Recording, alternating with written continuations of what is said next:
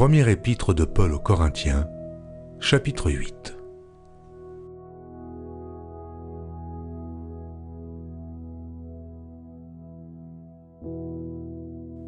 Pour ce qui concerne les viandes sacrifiées aux idoles, nous savons que nous avons tous la connaissance. La connaissance enfle, mais la charité édifie. Si quelqu'un croit savoir quelque chose, il n'a pas encore connu comme il faut connaître. Mais si quelqu'un aime Dieu, celui-là est connu de lui. Pour ce qui est donc de manger des viandes sacrifiées aux idoles, nous savons qu'il n'y a point d'idole dans le monde, et qu'il n'y a qu'un seul Dieu.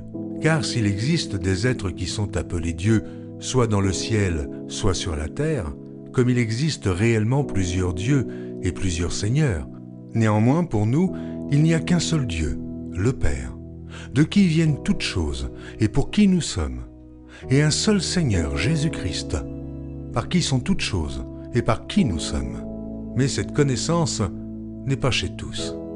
Quelques-uns, d'après la manière dont ils envisagent encore l'idole, mangent de ces viandes comme étant sacrifiées aux idoles, et leur conscience, qui est faible, en est souillée. Ce n'est pas un aliment qui nous rapproche de Dieu. Si nous en mangeons, nous n'avons rien de plus. Si nous n'en mangeons pas, nous n'avons rien de moins. Prenez garde toutefois que votre liberté ne devienne une pierre d'achoppement pour les faibles.